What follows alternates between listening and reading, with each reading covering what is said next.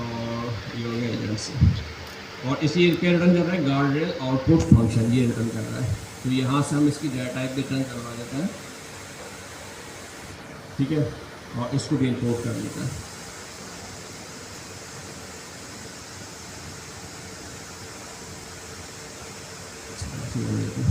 चलो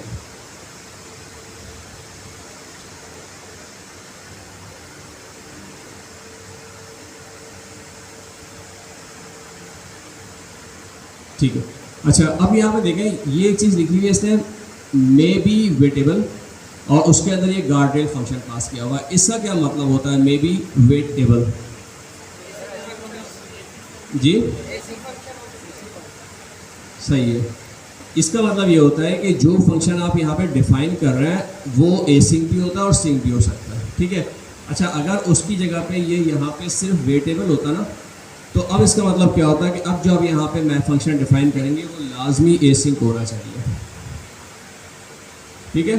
तो ये चीज़ें पढ़नी आनी चाहिए आपको, और सिर्फ इसलिए नहीं कि ये एजेंट एसडीके में काम आएंगी, ये एग्जाम में काम आएंगी, ये आपकी ज़िंदगी भर काम आएंगी जब तक आप प्रोग्रामिंग पढ़ेंगे।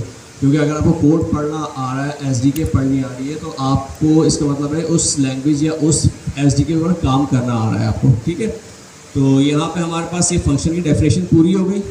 अब हम आते हैं इस फंक्शन की इम्प्लीमेंटेशन के ऊपर।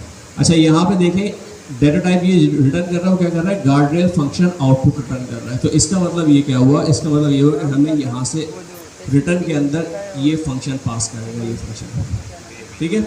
यानी कि चेक इनपुट का जो फंक्शन है वो आउटपुट के अंदर आपको ना कोई स्ट्रिंग रिटर्न कर रहा है, ना इंटीजर, ना कोई डाटा टाइप, बल्कि एक फंक्शन रिटर्न कर रहा है जिसका नाम क्या है, गार्ड रेल फंक्शन आउटपुट। अच्छा, इसके अंदर क्या है, इसके अंदर भी आप देखेंगे दो पैरामीटर्स है, सॉरी क्लास रिटर्न कर रहा है, फंक्शन कह दिया, क्लास रिटर्न कर रहा है, और इस क्लास के दो पैरामीटर, एक आउटपुट इन्फो और दूसरी है ट्रिप वाइड ट्रिगर्ड।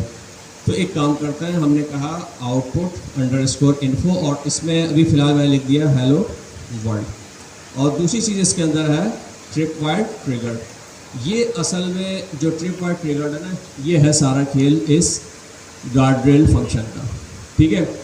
ये ट्रिप वाइड क्या है, ये ट्रिप वाइड ये है